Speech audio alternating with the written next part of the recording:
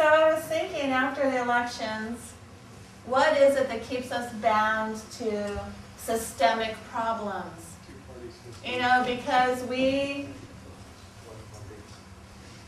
you know, a lot of us think that it's the person, or a lot of us think that it's the political party that's either bad or either good, without recognizing that it doesn't matter who's the political party in power, or who's the president in power, it's the system.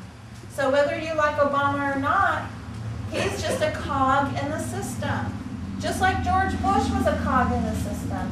I realized this very early on. When Casey was first killed, all my efforts and my anger and my protests were focused on George Bush and the Iraq War. And I figured out that they were a problem, but they weren't the problem. And so back as early as 2006, I started calling George Bush the boil on the ass of democracy. Because he's a problem, but he's just a manifestation of the disease. If you have a boil, there's something inside you that's making you sick. And so if you don't cure that, your boils are just going to keep coming back and back and back.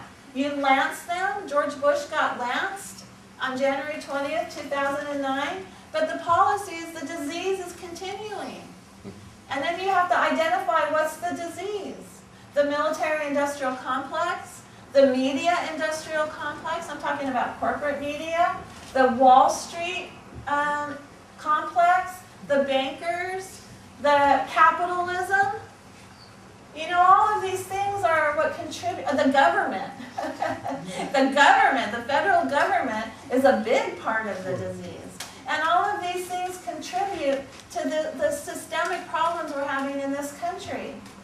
So I figured out last year when I was running against Nancy Pelosi that it was a class division, that it's a class problem, that it's not a Democrat-Republican thing, it's not a black, white, brown, yellow thing, it's not a Christian, Jew, Muslim thing, it's a class thing. And I figured out it's the robber class versus the robbed class. Now, I didn't figure out that class thing by myself. I thought I did. Yeah, I think, oh, I'm so brilliant. I should really be getting paid for this because I'm so brilliant. But the class thing, of course, is not new. But I made up the robber class and the robbed class. You know why? Because it's easier to understand than the proletariat and the bourgeoisie, or you know the corporatocracy or the kleptocracy, or what I like to call now the idiocracy. So it's just basic. Since we've been a country, it has been the robber class that has been taking our land, our lives, our money, our labor, even our children, to kill in their robber class wars. And I figured this out last year with the first bankster bailout. The first, $800 billion bailout. When, they had to do it within a week or the economy would collapse. And we're saying, hey, but wait a minute, we're losing our jobs.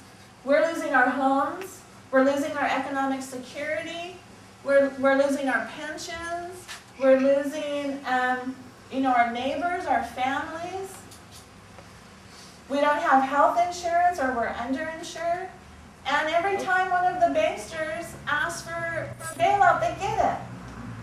But when we ask for something that'll help us, like single-payer health care, they say there's no money for that. But when AIG wants money, there's money for that. My state's about to lose 60,000 jobs because of the economy. And Arnold, who I don't like, but he asked Obama for a bailout, and he was told no. And it's only $16 billion. The robber class carries that in their pocket, and he asked for $16 billion and was told no. If we bail you out, we're going to have to bail all the states out. Well, so what? Bail the states out, save jobs. Absolutely. So we save the banks, so they do us a huge favor and loan us money at interest. So what they're doing is taking our money, giving it to the banks so they can loan it